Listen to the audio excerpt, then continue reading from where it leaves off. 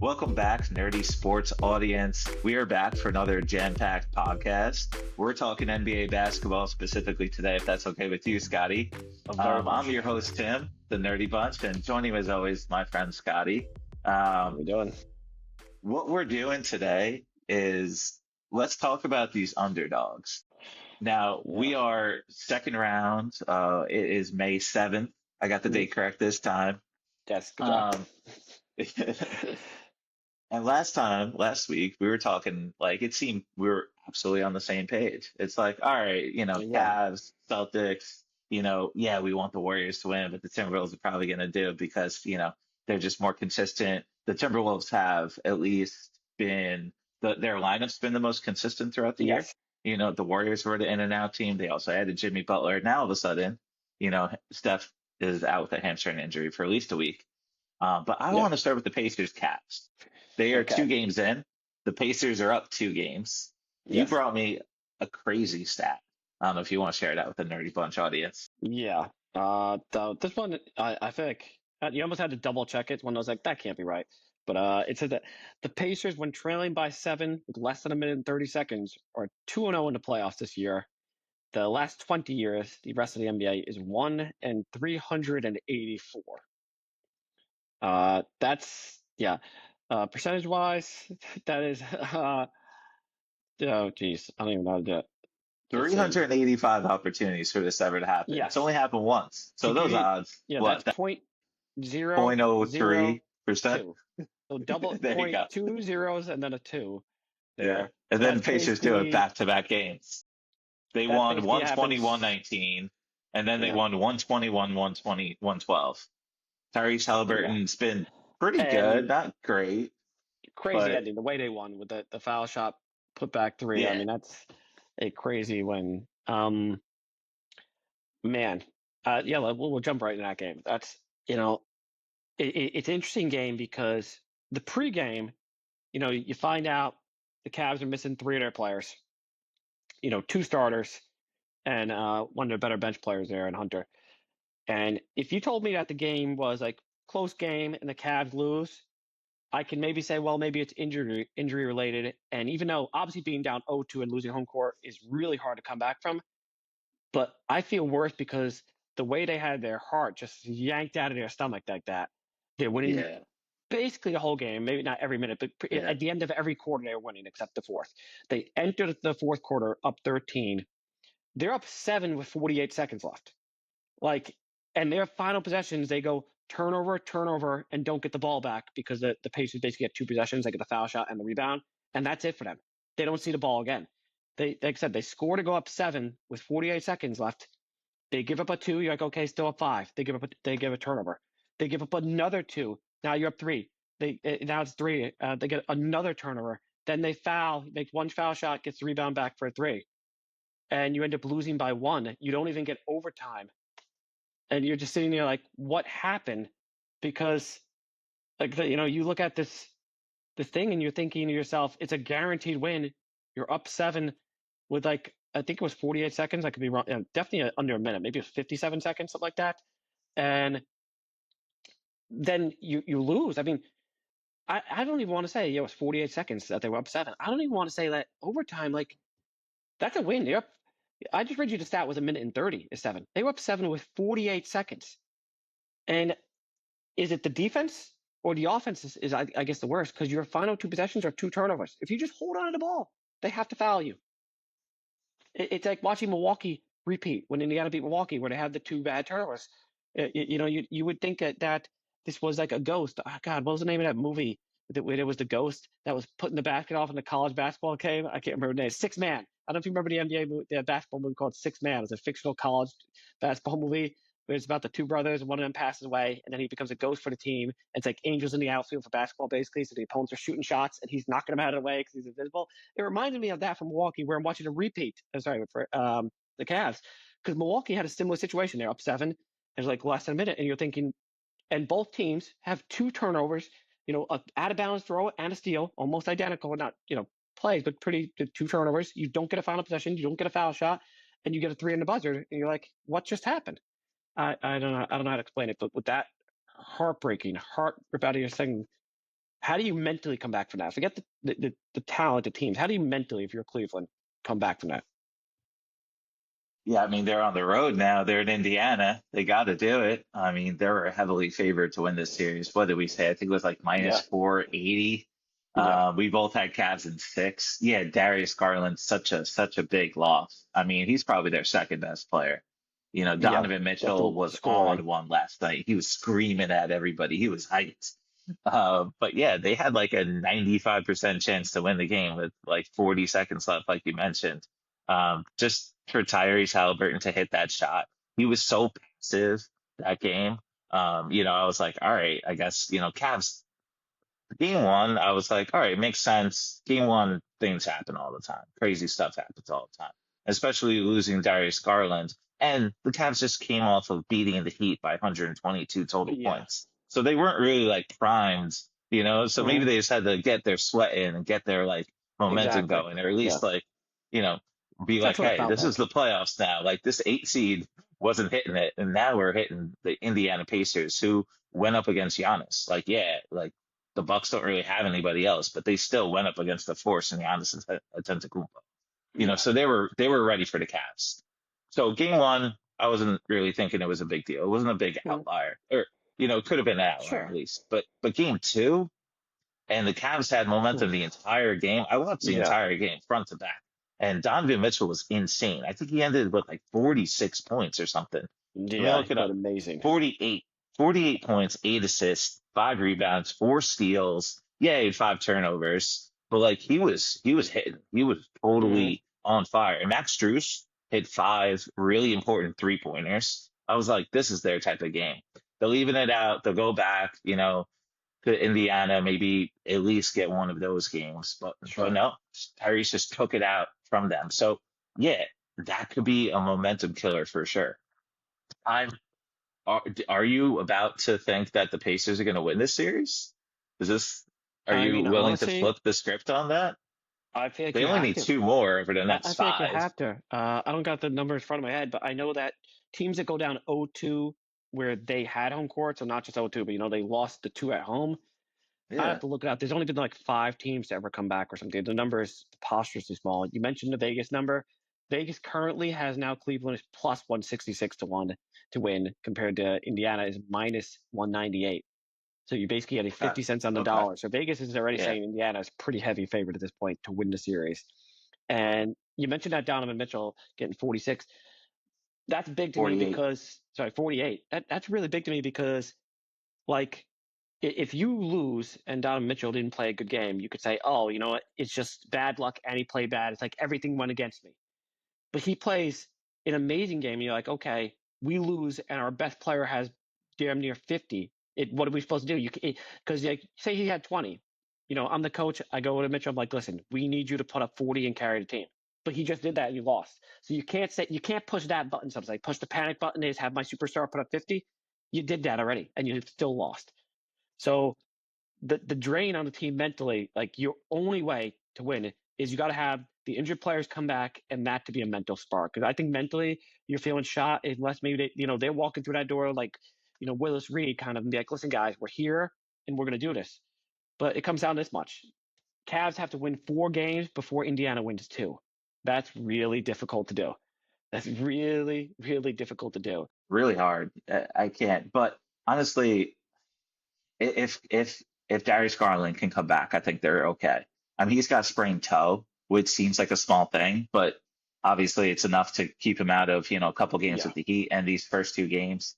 I mean, Ty Jerome was the biggest, X factor, I guess, in game one. Everybody was laughing that he took 20 shots, but he at least went 8 for 20. And then game two, he went 1 for 14 and he got the start. And when it comes to that Tyrese Halliburton three to win the game, guess who was guarding him?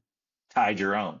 Uh, Now, Ty Jerome was one of my favorite players, sure, sure. coming out of Virginia. He's six man a year potential. Obviously Yeah, came Pittsburgh won. runner up.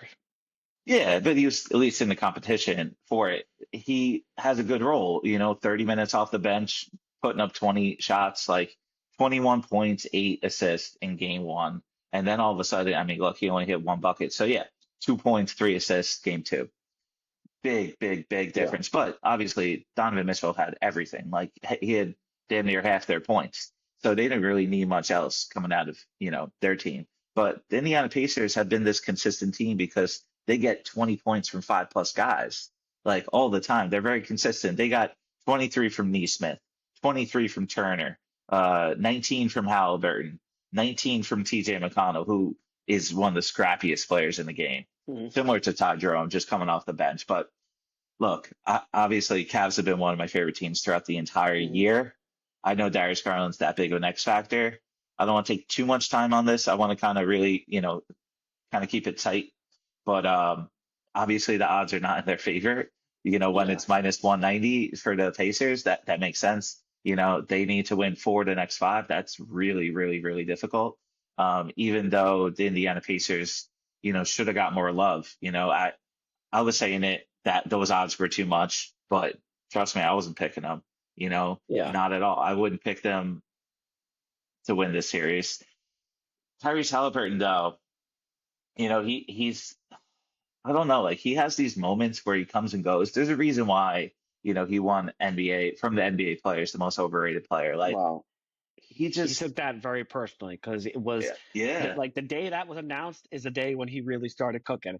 It's like that day he came yeah, back from that's true. crushing Milwaukee and they go 2-0 and he crushes Cleveland. So he definitely seems to have taken that personally. And And he man, should. yeah, He he's making them totally eat their should. words. Like nobody's going to vote for him for that again. They're going to be too embarrassed to vote for him again. he he's a You great know, player. It's just for him to be your top player, is that really a team that's going to go to back Eastern Conference Finals?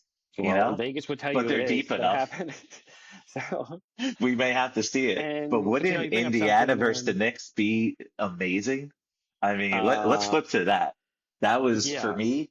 Look, obviously Tyrese Halliburton had one of the best game winners, and then Aaron Gordon with that three to win the game when they're only down 1 point. That was crazy. But let's save that for next. yes, great The basketball. the Knicks went to overtime, and I felt game one. So obviously everybody knows at this point they won that Mhm. game. Uh, Boston Celtics missed a NBA record 45 threes. Now, Yes, for me, those threes were fine. Every podcast I'm listening to, everybody's defending them, and it's yes. an odds thing, it's a numbers thing. But I feel like Joe Mazzulla runs way too much in the numbers don't lie. You got to just stick with the game plan, but game flow matters, and Thibodeau, he he frustrates me at times. He frustrates every Knicks fan. I speak to every Knicks fan. Tibbs is a frustrating coach to defend, but he outcoached Joe Mazzulla in that game. He Mhm. totally outcoached them. Now, Karl Anthony Towns needs to step up tonight. Josh Hart was clearly their MVP. I think they got to watch him on the offensive rebounds. He's one of the best rebounders in the game. He's the only player in the NBA that can kind of fill that Draymond Green role. Karl Anthony Towns doesn't want to be that big boy. He's trying. He's trying to bark, but he's just not there. And he has these hit or miss games. But it's almost like, all right, like Tatum's got the wrist injury. Drew Holiday's got the hamstring injury. Jaylen Brown seems like he has some sort of injury. He is not looking okay, Yeah. banged up. And Al Horford's looking old out there. And this is a team that should be, I mean, they're the defending champions, but they should be cruising a lot more through the Knicks. Yeah, the Knicks are like deep. They brought in OG for a reason. OG, by the way, I think was the player of that game. Mhm. Jalen Brunson, obviously clutch player of the year. Like he's bringing it. Bridges hit or miss sometimes. Like they're a good team. I want to give the Knicks a lot of credit. But the Celtics, they're deep. They're extremely Yeah. deep. They're like the Thunder. They got like 10, 12 guys that could really bring it to you. But then the Knicks and the Nuggets are like scrapping just to get 6 guys, Mhm. and they're running everybody through the ground 50 minutes a game. Mhm. I personally, my question for you is, do you think game one taught you anything differently? Do you feel any different about the series? I personally don't. I think the Boston Celtics outplayed them. Um, but what are your thoughts? I think the best bet in Vegas right now is Celtics to win the series because you're getting double your money from the pre-series. The series started Celtics minus 800. I'll tell you right now, I bet the Celtics to win the series yesterday. I got it at minus 350. Yeah. I got it yesterday at minus 350. So basically over double the payback. by them losing game one. So I consider that just a gift and free money because I think the Celtics easily win. I wouldn't be surprised they win 4 straight and win in 5. I'll say 6 because it is always hard to win 4 straight. And, for the Celtics in the long term, they could use the extra rest so they cost themselves that much. But, keep in mind, they missed NBA record 45 threes. And you'll hear it all the time. Something else to keep in mind is they played game 1 on Monday. Their previous game, they finished the Magic off in game 5 was the previous Tuesday. They had 6 days off. That's the old rust versus rest.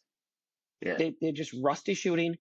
It happens every once in a while. This happens to the Celtics about every 20 games because they shoot the most threes by like a mile. And every once in a while, you're going to have one of those games where you just miss a ton. It happens.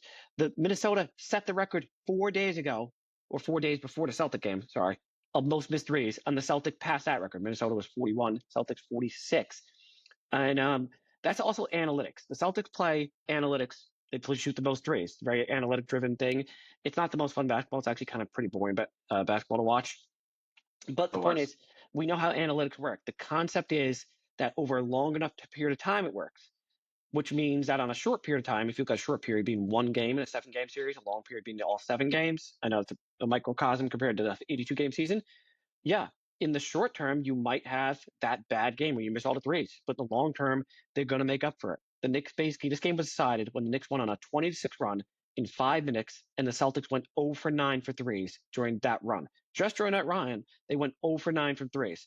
And the Knicks, in 5 minutes and 3 seconds of basketball time, they go on a 20-6 run, cut that lead from 20 down to 6.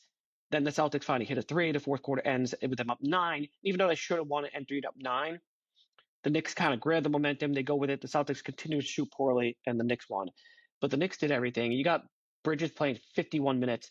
The Knicks are doing everything. You got, Brunson being Mr. Clutch again. I know he missed the finisher, but even still, his general missed the clutch. That life was wild. They're doing everything. It's like they're fighting. They look like this beat up boxer that's bleeding from the eye, and they're doing everything. It's like the end of Rocky, the original one with Apollo Creed. He's bleeding all over the face. It's like the other guy's not even breaking a sweat, and you have it win by decision. That's like overtime for basketball. It's like they get an overtime win when they did everything they could. Like I said, Bridges 51 minutes, and the Celtics were like, yeah, we haven't played in 6 days. We missed a bunch of threes. We lost. Oh, well, we'll come back next time. So, unfortunately, and I'm rooting for the Knicks. We both from New York, rooting for the Knicks. I wasn't raised a huge Knicks fan. You can feel the energy on the couch. You could feel that New York energy. I drove into the city last night. You could just feel it. I mean, trust me, I'll be rooting my heart out tonight for the Knicks. But I think they go down in 6. And I wouldn't be surprised if they go down in 5. I wouldn't be surprised if they lose 4 straight from here on out. I'll just connect to the Indiana series. One quick thing on that one. Because you could say, is there similarity, road team winning? Obviously, Indiana's played 2 games. Indiana won 3 out of 4 games in the regular season at Cleveland. So if you think about it in hindsight, you could see it coming a little bit. They won 3 out of 4, and now these 2. So that means Indiana has won 5 of the last 6 against Cleveland. That's clearly a good matchup. The Knicks, they've won 1 of the last 9 against Boston, and including losing all 4 in the regular season. So, like Indiana, you start to say, well, can I look at hindsight, connect the dots? They were a good matchup against Cleveland. They win the regular season. For the Knicks, I don't have any of that to connect the dots on. I see a team that lost to Boston in the regular season 4 times. One of those games went to overtime. In the first playoff game, Boston misses a record amount of threes, goes to overtime, and barely loses. So I love you, Knicks. I'll be rooting for you. I'm hoping I'm wrong, but I think Boston wins comfortably. And I think the best bet of the playoffs right now is take Boston to win the series, and you get a decent payback. You get 33 cents on the dollar when you bet last week, you would have gotten like 8 cents on the dollar. So it's a better payback. I mean, I didn't realize they were minus 800. That's nuts. Especially like we keep saying, like the Knicks are good. And another big point to bring up about the Cavs Pacers is the Cavs are missing Evan Mobley too. He was out with a sprained ankle. But like their starting lineup was Dean Wade, Jared Allen, Donovan Mitchell, Ty Jerome, and Max Strus. Like Max Strus was like the 8th guy in the Heat. Like Max Strus is great. Like those 5 threes definitely mattered, but it was all Mitchell. And yeah, they had the momentum. Same with the Celtics, though. I literally texted our group full of Knicks fans, though. I'm like, yo, this game's over. It was like halfway through the second. I was like, it's done. And they're all making fun of me. I'm like, I stand by it. I'm like, the Knicks pulled off a miracle in my eyes. Absolutely. And it took 15 for 60, right? That's what it ended up being. Yeah, 15 for 60 from three for that. And all the Knicks fans are saying, well, Knicks missed 14 free throws. It's like, oh, okay, yeah, I hear you there. They probably should have had the game more easily and not gone to overtime. Jalen Brunson also 99% of the time is going to hit that floater. Coming in from the left side, he looked at it like, oh my God, how's this going to happen? And I think the only period of time they actually outplayed the Celtics was overtime. They won 8-5, but still, like, I was like, okay, good for the Nets. They did this. But yeah, they're how many more times are you going to be able to play these guys 50 minutes a game? They're wearing down, and the Celtics they're so deep, it's ridiculous. That I'm not losing faith in them. I Uh, love the way they were playing defense. I just wish Joe Mazzulla will like switch things up and run downhill. Just like you were yeah, saying, they're so boring because they're so predictable. It's like they're and they take like 12 seconds to get into their offense. It's like, all right, if you're going to do this, I literally actually laughed though. Speaking of the opposite of this, the first possession, watching the game with Dana, my girlfriend, mm, and I don't know who it was, the Celtics player, first shot of the game, immediately 2 seconds into the game, shoots a 3-pointer, misses it. And I just laughed. And she's like, what are you laughing for? I'm like, well, I'm like, that was just really, really quick. I'm like, and the Celtics, I'm like, when they lose, they just miss a lot of threes. And then she was like, another miss, another miss, another miss, another miss. I'm like, yeah, well, this is not how you do it. But still, the yeah, Celtics were up big, super big. Like they won the second quarter by 15 points. It took a lot for the Knicks to come around, and they won the fourth quarter, you know, 25-16. They won the third quarter 30-23.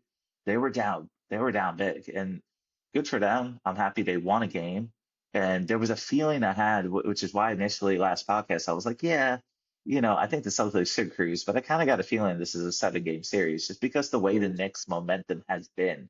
They've been like really gritty, and I love this Knicks team. I really do. I don't know if they have enough. They're not on that level. They're not the Cavs Celtics tier, you know? you know, I even forgot to mention Porzingis left the game after playing 13 minutes with an illness. I don't know, some food poisoning. Who knows?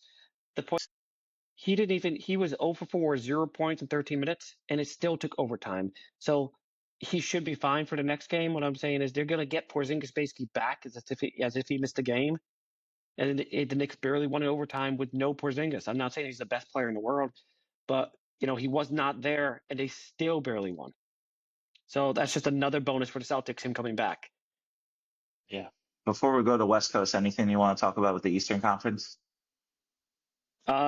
It's possible that, and it's probable that nobody's given Indiana enough respect because not only remember they Definitely. made the conference finals last year, and it looks like they're going to do it again. And we forget that last year against Boston, they made the conference finals. And I'm not saying Boston wouldn't have won anyway, but Tyrese Halliburton gets injured. I believe it was game one. So we haven't really seen a full powered Indiana, what they might have done last year against the Celtics. I don't think they would have won, but been more competitive. So a lot of people just brushed them off and said, well, I guess they'll beat Milwaukee only because Damian Lillard is injured. And, even still, prior to Damian Lillard's injury, some people were thinking that Milwaukee could win. But maybe Indiana's better than everybody thinks. Are they just better than everybody thinks? After they won game one, this was before game two, so a lot of people thought that Cleveland was still going to cruise. They still had the lowest betting odds to win the NBA championship. Like lower than New York, even though New York was playing the Celtics. They had the lowest betting odds of anybody because even Vegas was giving them no credit to win the finals.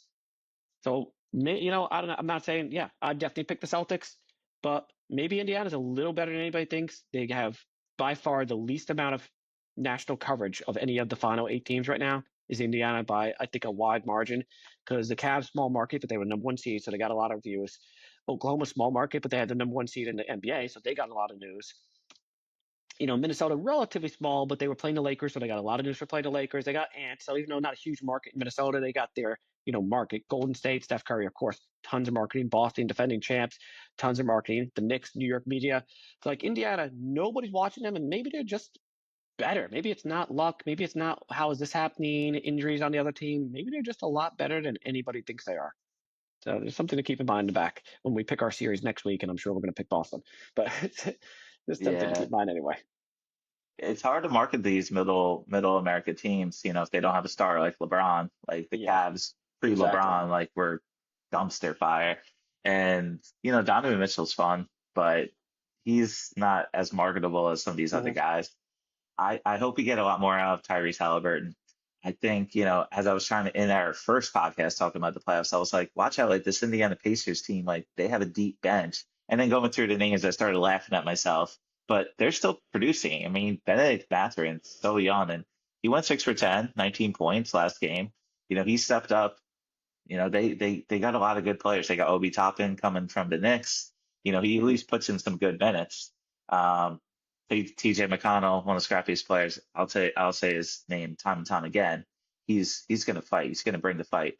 I hope we could get a 7-game series out of both of these, and I actually think we can.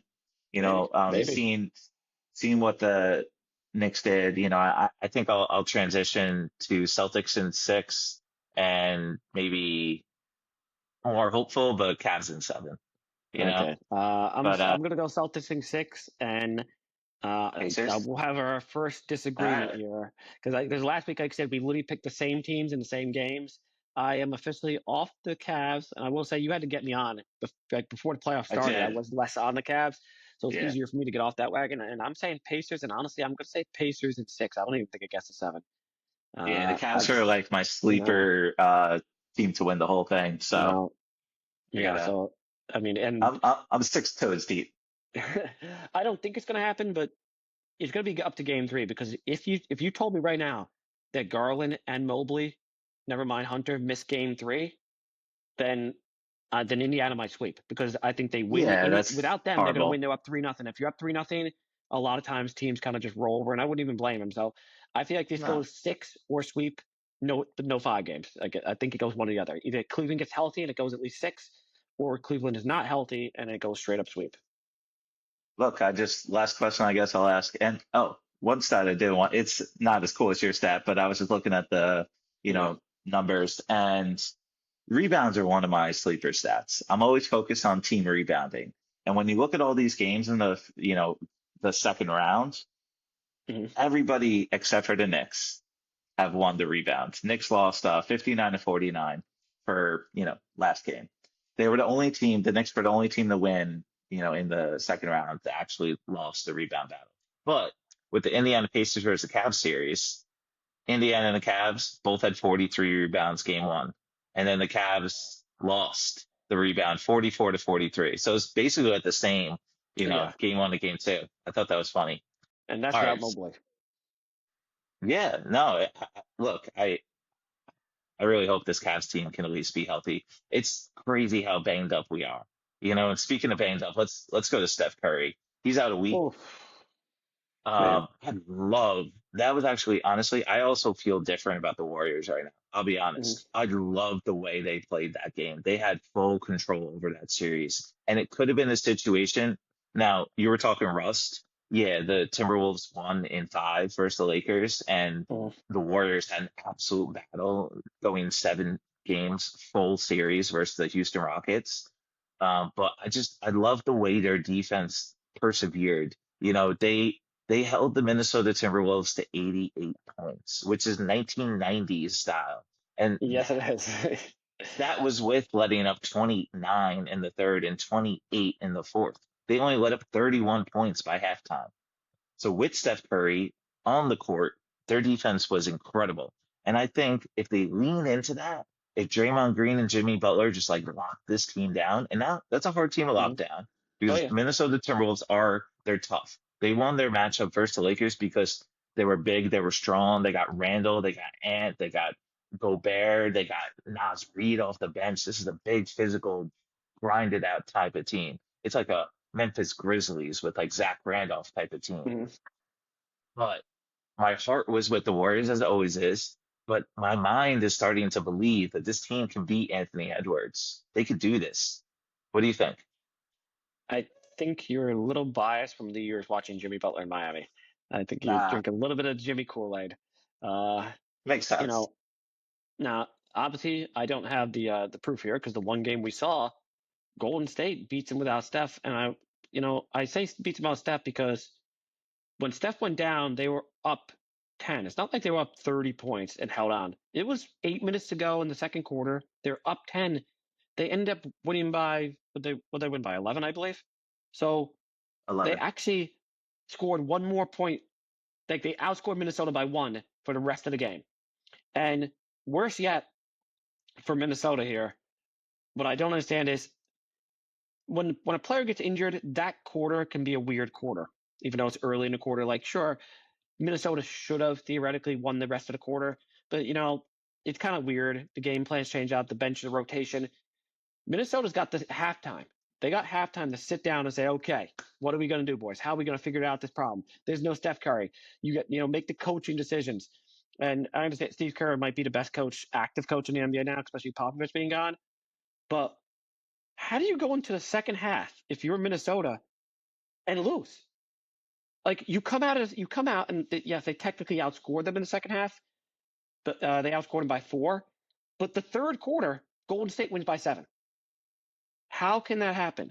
Golden State should have been dead to rights, and they actually have an example of this because the game Jimmy Butler got injured against Houston, they rolled over. Jimmy went down. That's the one game Houston blew him out, and they rolled over. So I'm thinking Steph Curry goes down. I'm thinking this is going to be a repeated act. Again, Jimmy Butler went down injured earlier, but he got injured in that game. Just the wheels went off the wagon, so to say. So I'm thinking, oh, Steph is down. Minnesota's going to come out, like gangbusters, take this game over. But instead, Golden State finishes out that quarter. They were up 10 at the time. They win the quarter by 15, so they score 5 more points in that quarter, and then they score 7 more than Minnesota in the third quarter. Minnesota makes a run in the fourth, but comes up short. And I'm like, how do you let that happen? No Steph Curry. How do you stomp on the Warriors like a wounded animal? So I was kind of embarrassed for Minnesota that they couldn't.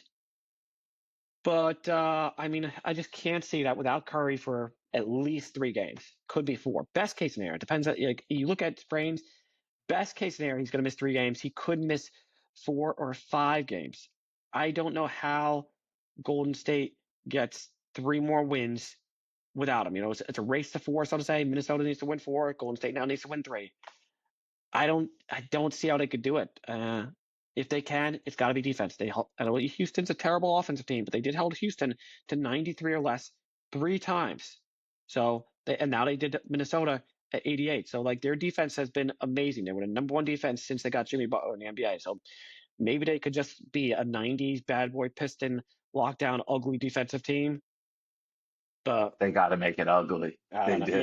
Yeah. They got to get Julius Randle, just twisting and turning and creating turnovers. That's and Anthony Edwards too. But I don't know. Like I love the way Anthony Edwards has progressed this year. And my biggest Mhm. worry for this Warriors, especially without Steph Curry, is they're already not deep. So now you have Gary Payton the second, like in the starting lineup, similar with the Cavs did with Ty Jerome. Like, yeah, GP great off the bench, Ty Jerome great off the bench. But once they get starter minutes, once he's getting 35 minutes a game, I don't know if I could fully rely on that guy. He's fun, but I don't know. I really like what I saw. Buddy Hield really, had a great game, 5 for 8 from 3. Yeah. Draymond Back to even hit back. 4 threes. The craziest thing, while Steph Curry was like laboring with the ankle, Draymond Green like hit a 3-pointer, was going nuts, and all of a sudden, like I don't even think he noticed that like Steph was not ready to go. Mm. But just to your point, Minnesota Timberwolves letting up 36 points in the third. Momentum quarter. For me, the third quarter is almost Yeah. more important than the fourth. It's right after halftime. Mm. If you're down by 5 and all of a sudden you're up by 5, like you got full control over this game. Like this team's going to be scared of you now. Now, most of my family's always, making fun of basketball. They're like, you don't need to watch until the last like 3, 4 minutes of the game. It's always Mm. close at the end. So that's really the only time that matters. But sometimes these games aren't even worth watching in the fourth, even though this playoff, especially versus the Knicks Celtics series, once I said the game was done, like, nope, definitely not. So maybe we can't turn it off. But it's just, I really like what I saw out of game 1. Now, game 1, sometimes we overreact. So I could be, a week later, especially, you know, I was curious what the odds were for game 2. And it's funny, actually, the odds are the exact same for the next 3 games. So Mm. tonight we got the Denver Nuggets versus the Thunder. The Yeah. Thunder minus 10.5. We got the Celtics versus Knicks. The Celtics are minus 10.5. And then tomorrow we got the Warriors versus the Timberwolves. The Timberwolves are minus 10.5. So Vegas is predicting 3 straight blowouts, snooze fest, go take your girlfriend out to dinner. These teams aren't going to be they're not going to be fighting for that fourth quarter rally, but hopefully we get some more upsets. Now, I think it makes sense because all we have got is these underdogs prevailing and taking over. Literally no favorite has won yet so far in the second round. That's By the crazy. time next week happens, we'll be deep into this.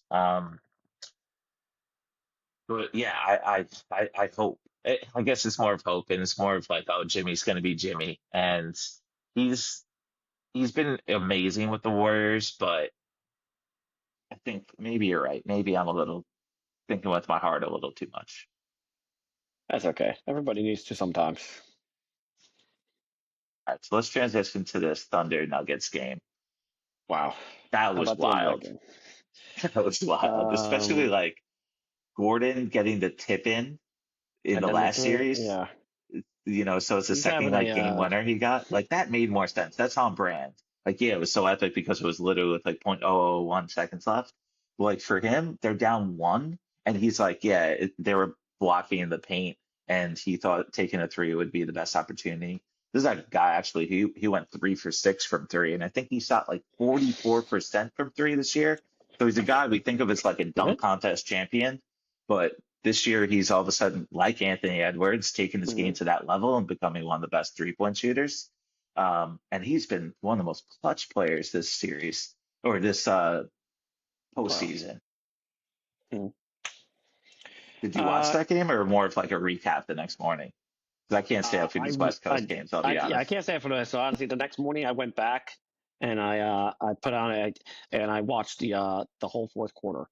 I missed a little of the third because I watched the entire first half the night before. Then I went to bed. I went to bed with 8 minutes left in the third. The next morning I watched the whole fourth. So what I didn't watch was about 8 minutes of the third quarter. Otherwise, I saw the whole game. Yeah, crazy ending. Um, is anybody having a better two-game stretch than Gordon? I don't know. You got to look at like Jordan. Who was the last time somebody had two buzzer beaters basically, or with under 5 seconds in back-to-back playoff games? You know, I don't know. I think probably Jamal Murray last playoffs against Lakers, he had a couple of buzzer beaters. But Well, Jamal's back, baby. you know, it's interesting because you got this battle of you got the best team in the NBA in the Thunder, and you got a former champion. And the Nuggets are playing like it's like Rudy Tomjanovich saying, "Don't underestimate the heart of a champion." For the Rockets, when they were the 6 seed, the Nuggets are coming in here, and they were the 4 seed, but they're coming in and they're saying, "You know what? Yeah, we're the underdogs. Yeah, on paper we're not as good, but we got the championship pedigree. We got wisdom. We got Jokic is clearly trying to say, I'm the actual MVP, and I don't think he cares about the award. He cares about this more of the status because the NBA is different. You could get the award, but everybody knows who the best player is. And like Michael could have been the best player every year, and then Karl Malone gets the award. That happened with LeBron too. Perfect Like, example. and LeBron's like the NBA is weird because the MVP is not the best player in the NBA most years. It's very rarely been, you know. I heard somebody was saying that this reminds them a little bit of Hakeem Olajuwon when Davis Robinson got the MVP, and he just destroyed him in that playoff series. And there was a little hidden anger on it. He's like, "Yeah, I'm gonna show you who's the best." He puts up over 40 and 20, just taking over the game. But Oklahoma should have won the game. They I don't want to say the word choke, but they messed up so bad in the end. I know other people are saying this. They messed up on the fouling. They foul Denver twice, and the cumulative of 1.9 seconds comes off the clock. Why are you doing that? The best thing I've heard is somebody say that when you're winning the game, you're trying to shorten the game, not extend it. So they're fouling, they're extending the game. You're letting the other team write up plays in between every play, so they could take out the chalkboard and be like, "What's the play we're going to write up?" You have the last foul they do, and I understand they inbound to SGA and he gets a layup. And some people said he should have run out. I didn't mind the layup because what if you miss a foul shot? Take the 2 points. So I honestly didn't mind that. But the foul Alex Caruso makes on the next play, he fouls him. It takes like 3/10 of a second. You would think they were down three with 1.5 seconds. He's like, I got to foul quick to get the ball back. Let him dribble to half court. He's not going to chuck up a half court. You take off an extra 2 seconds. That makes a difference. So that was confusing. And on that play, here's the thing. They thought they were going to get fouled. Everybody did. They didn't expect SGA to get that layup. So because he got that layup and there was no foul, Jokic was on the bench. So you can make the decision as the coach there, be like, you know what? Let them run their final play of the game, even though they have 11 seconds, with no Jokic. Their best player is off the court, and one of their 3-point shooters. The Nuggets are a bad 3-point shooting team. I'm not saying Jokic is a Steph Curry, but that's one less shooter on the court. So you could say, all right, I dared them to make a three without their best player. We can, double team one of their better shooters and make, Westbrook shoot a three and see what happens. Instead, you foul him. Now Jokic gets to come back in the game. There's the inexperience I think goes into that for the players and the coaching, and the fact they haven't played close games this year. They had like 5 games in the regular season that came down to like under 5 points, I think, something like that. So I think there was just a little bit of nerves, youth showing its face, which nerves and youth kind of go hand in hand. But I do think the Thunder could still win the series. I think this was they could, in their opinion, they took their lumps. Hopefully, if you're a Thunder fan, they took their lumps in this one game. So it's like, a team, they're saying, oh, the Cavs last year was taking their lumps in the second round. Now they're going to be ready for this year. And like people talk about going back to the Bulls, even against the Celtics and the Pistons, you gotta take your lumps before you can exceed. The Thunder are helping as the youngest team ever. If they win the championship, they'd be the youngest ever. That this is their lumps, that they took it all in just game one. Okay, we messed up and now it's out of our system. We kind of got that out of the system. I'm not saying that is them, but that's what they're hoping for. And they could, because they're a better team. This is coaching, this is experience, this is Jokic. That's what this is. This is, make no mistake, Denver is still not as good as the Thunder. They're just not as good. They shouldn't have won that game. They're definitely not as good as the Thunder. Nobody's as good as the Thunder. The Thunder's issue is their second fiddle, just like last year, Jalen Williams. Like, he may have good stats, like he had 16 points, 7 rebounds, 4 assists, 2 steals, 2 blocks. Great game, cool. But like in the moment, you're like, yeah, but I feel like you could do more. Like he shot 25% from the field. That's not good. No. Same with, Chet. He was 5 for 11. Jalen Williams was 5 for 20. The thing is, I think both teams could play better in game 2. Now, the Nuggets, which was surprising to me, they almost played like a little too lackadaisical. Like they were, especially Jamal Murray. He was like having really soft passes, and like Alex Caruso was right out that. He got 5 steals in the first 3 quarters, 2 blocks in the first 3 quarters. Like, he was snatching up everything. Like, this team, the problem is for Jamal Murray, he's going to have Lou Dort, he's going to have Alex Caruso, he's going to have like some big boys. Who was the big guy I'm thinking of? Casey Wallace. Like, he's going to have some amazing defenders coming after him consistently. Shea's going to get those buckets. Shea got 33, 10 rebounds, 8 assists. But yeah, Jokic outplayed him. Now, the Denver Nuggets out-rebounded this team by 20. That's a huge gap. You got to overcome that. 63 to 43. Like, that's a really big reason why you're just not having enough opportunities. So rebounds are going to create more opportunities, and if your second guys aren't hitting enough efficiently, then you're not going to be able to win. They still only lost by 2. Like, the Thunder had like full control over this game. It wasn't as crazy of an ending as the Indiana Pacers Cavs game 2, but still, at the end, I was like, all right, Thunder's still gonna like pull this out, and then the Nuggets just kept like ticking over. It was, let's see, let's pull it up. OKC was up 113-106 with 3.5 minutes left, which is a lot of time. But then all of a sudden, boom, it was tied with a minute left. And, then if this game's tied, speaking of like, this is the way the Nuggets are going to win the series, if they could just keep it close to the last couple of minutes and then boom, take over. Like, they have more clutch players. Jamal Murray, Jokic, and Gordon now have hit a lot of clutch buckets. The Thunder haven't really been in this moment. And like you're saying with like, what were your words? Like, tanking your armor, basically. They did this last year. They were the best team in the league, and then they lost in the second round. We don't want this. Like, we're talking about the Knicks. Like, we don't want the Knicks to lose like 3 straight second round series. Yet it's probably going to happen again. Like, the Thunder are a whole different level. This is a team that's first in their conference, a really, really good conference. Yeah. If they lose in the second round to a banged up Denver Nuggets team that has 0 bench, that has no coach, that has, they couldn't be more dysfunctional. Yeah, the one thing, the difference between the Thunder and some other teams, you mentioned the Knicks, whatnot, is the Thunder are the best team. So even though you could look at it as a negative as far as best team knocking out a second round, they're just more talented than a Knicks or a team like that. And they are still last year. They would have been the youngest team to win the NBA championship. They didn't, and I say would have been because they had a great record. This year, they're still, even though their whole team is a year older, would still be the youngest team to win an NBA championship. So they're so young that you feel like they could just run it back. Where teams like the Knicks, they can't run it back. Running into the Celtics is like running into a brick wall. They can't run that back.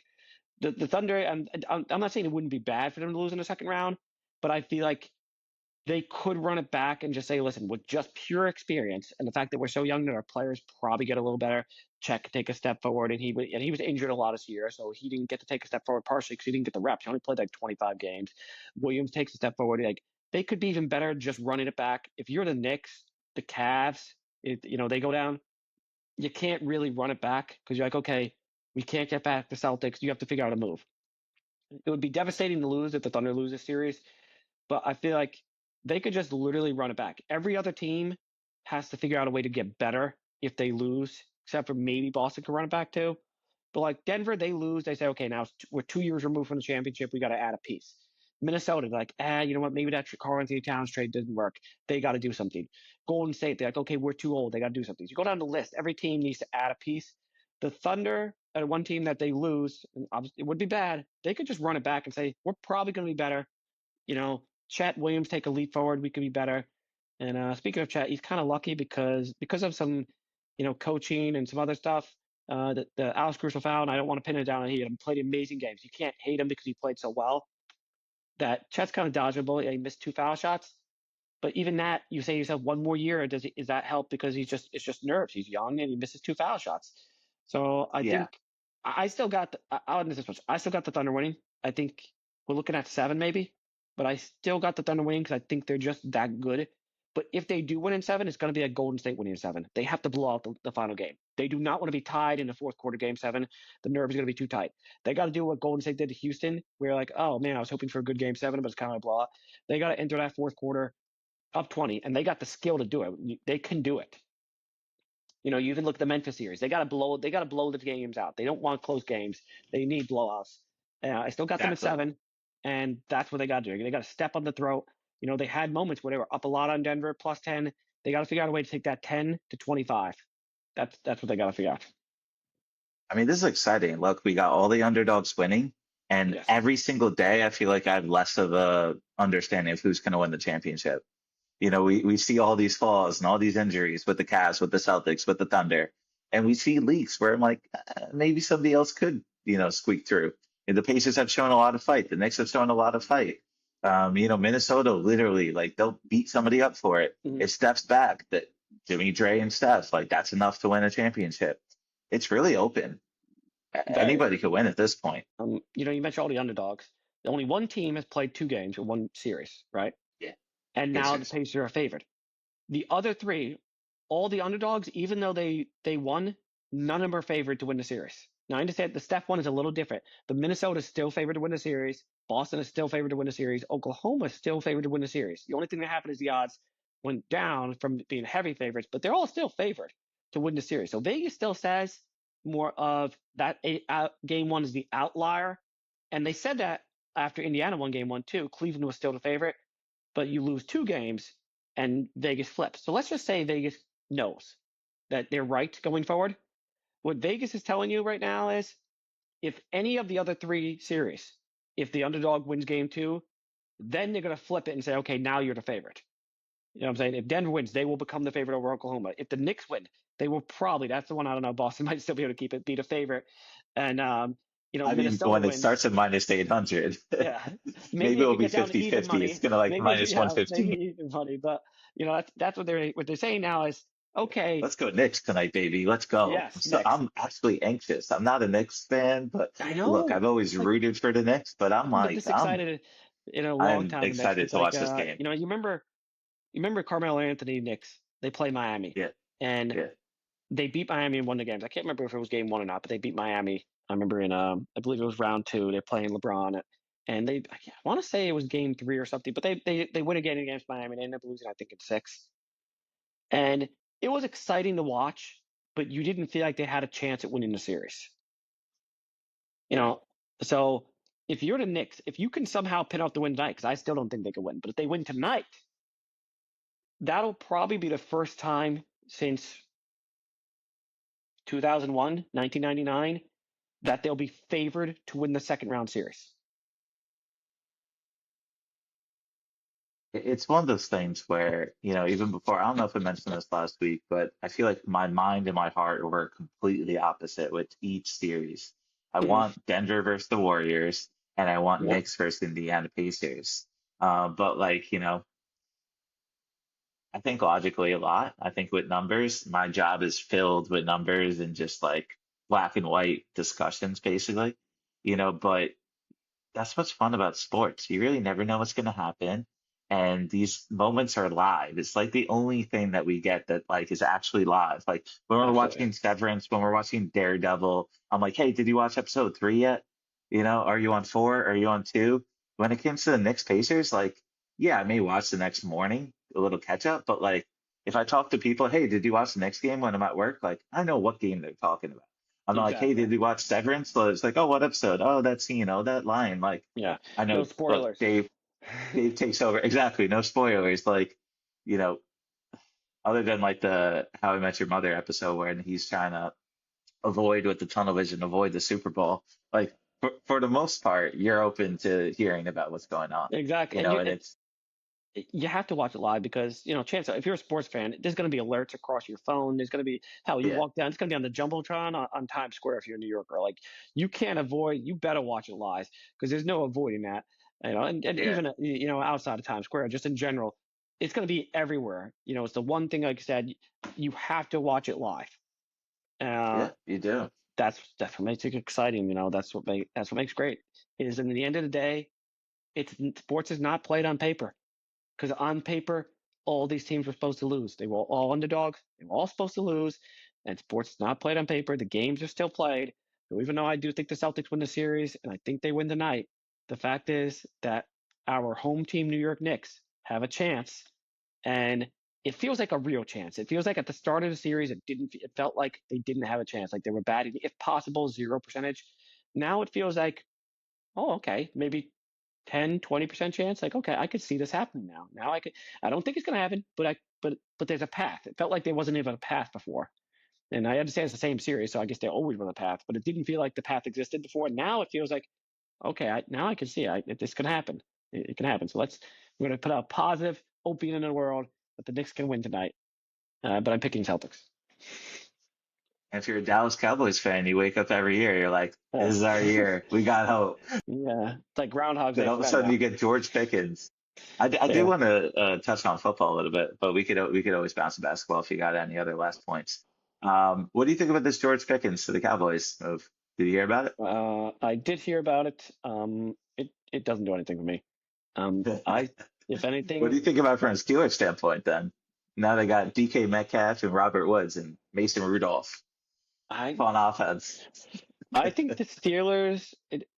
I don't know what they're doing. I don't want to criticize a team that's always above 500, always makes the playoffs. They have all those records. They still have a lot of Super Bowl records. But and I'm not saying that in a vacuum. I'm not saying this was a bad play in a vacuum because if you feel like he's toxic for the locker room, we've seen addition by subtraction. Um, you know, Stephon Diggs, not trying to throw shade at him, but he leaves and the Bills actually get better. So you could see that happening, but of course the difference is they had Josh Allen the year they had Diggs and they had him after. So you had the quarterback. The Steelers still don't have a quarterback. Who I don't care what you're doing at wide receiver. Nobody cares if you trade wide receiver. I don't care if they got picked up Jamal Chase tomorrow. All right, if they have no quarterback, so like what are they doing? I feel like their goal is let's see how difficult we can make it for Mike Tomlin to make the playoffs. To keep that streak going alive. I forget his exact number, but never missing the It's a good playoffs point. or never being Yeah. under 500. I think there was like 2 streaks. Like, let's see what we can do about that because the draft is over. We're now in May. I was about to say April. We're in May. They don't have a quarterback. They're pretty sure now that the draft is over, they're like literally the only team in the NFL without a quarterback. The Cleveland is an interesting situation, but they drafted 2 quarterbacks. It's a fun debate, but they did draft 2. The Giants, I'm like, oh, I don't know if Dar's the guy. They drafted a quarterback. The Titans, they had the number 1 pick. They drafted a quarterback. They're the only team in the NFL that literally doesn't have a quarterback, and don't tell me that Mason Rudolph is your starting quarterback, because don't piss on my leg and call it rain. He's not, and no. So I don't know. I don't like it for the trade is. I don't not like it for Pittsburgh. I just don't care until they have a quarterback. I really don't care for Dallas. I honestly don't even like it. You're trying to get a weapon, but how do we know that's not going to make the locker room worse? And I think Well, their this locker room is. is wild right now, but they don't Yeah, care about that. They never care about that. all right, I'm ready And to. their roster seems cool, and they've actually made a lot of good moves. But is it a Madden roster? Is it a fun Madden roster? I Yeah, mean, think fun about Madden this. Look, roster. Dak Prescott, maybe overpaid, but he's a good quarterback. Then they Okay. got Javonte Williams from Denver. They got George Okay. Pickens from Pittsburgh. They already have CeeDee Lamb, one of the best wide receivers in the game. They got Joe Milton, a great backup quarterback. And then on the defense, they got Dante Fowler Jr. from Washington. They got I don't even know how to pronounce his name, but they got, two linebackers. They got a lot of corners. They got a lot of new pieces this year. They literally have on their starting roster, they're starting 22. They have 8 new guys. Hmm. They're at least going for it. And I Okay. love Joe Milton from, the Oh, Jerry Patriots. He had Jones a good all in. Is that what you're saying? They're going for it? Jerry Jerry Jones Jones. is always all in. No, I don't Yeah. love the way the Cowboys make their They also moves. Like, have trust me. a rookie head coach that most people are ranking somewhere between like 28th and 32nd on the coaching rankings. And I'm not trying to throw shade at Brian Schottenheimer, but he's ranked really low. That you know what? I was talking about New York Opium. I'm going to throw some right now. I think the For Giants it. can beat the Cowboys this year. I think the Giants might finish with a better season. The Cowboys 2 and can 0. finish Oh, in the overall? cellar. Yeah. Yeah. I So think the Cowboys are Cowboys going might like go to 5 cellar, wins. which you know what? If you're a Cowboys fan, that's the best thing that can happen. You can't rebuild. You got to rebuild from scratch. You got to tear it down, build it back up from scratch. Because instead of this delusional thinking you're a Super Bowl team, you had the 3 straight 12-win seasons. Just tear it down and rebuild. I don't know where this team is going. I don't get it. It doesn't make sense to me. And Nick, if you're listening, sorry, but this is I don't get this at all. I don't think this does anything for me. This is the big move, Jerry Jones on draft day. I got big moves planned. Everybody's like, yeah, it's called Exactly. George Pickens. We knew back then it was like the only move you could make on paper because of the cap is George Pickens. He's the only player available, and wow, they get George Pickens. Yeah, and because Dak Prescott's scary injury risk. People forget he's actually becoming. You could use the word injury prone at this point. So I hope Joe Milton is good because there's a very good chance he's playing. Well, I actually like him. That's why I burned him up. Like I liked him. I liked what I saw last year. I thought the Patriots look they had nothing to play for really, other Hmm. than the number one pick, and they lost that. Yeah, Same with the thanks. Giants, sadly. But Thanks. I at least like what I saw out of him. I was like, oh, I really like this guy. I hope he goes to a good team. And then he went to the Cowboys. A little disappointed in that. Mhm. But hey, I just want to bring it up, see what your thoughts were with that. At least Philly's losing a lot of guys. Pittsburgh actually got a lot of their guys. They got their left tackle. They got Kenneth Gainwell. They got Darius Slay. But you can't keep everybody. When you win the championship, you got to get rid of Yeah, some people. So definitely not giving up hope. I love the Eagles, and I love what they're doing, especially this year. But hard hey, not to. just want to see your thoughts with the Cowboys. All right, Uh, anything else before we close up? no, I mean it's during the time of this recording, it's about 7:15. For people that are going to watch this whenever they put this on, it's about a The next quarter after game's on. seven. The Knicks game We is gotta on, go. and the Celtics are up 11-4. So far not looking good. Uh, Well, we but did predict. Oh, I don't know if we predicted yet, but I was like, yeah, this is probably gonna be a lot. yeah. So But I still want the Knicks to win. I'm not gonna lie. All but right, hell, let's do the this. Celtics the Celtics are 0 for 4 from three already. So they're trying to set new records. There you go. Let's go 46 long or missed Build a threes. house Let's full. go. Build the house full of bricks for us. I love this. All right, let's close off there. Thank you, Nerdy Bunch audience, for joining us again. Go follow us on Spotify. Go subscribe to us on YouTube. We'll be back for another episode next week talking about the end of the second round, maybe a little bit more touched on the NFL news. Prepping up, we're going to have the NBA lottery after Mother's Day on May All 12th. right. So we're going to know where Cooper Flag's going next week. And as always, Scotty, Keep it nerdy. Happy Mother's Day. Let's go next. happy Mother's Day. Peace.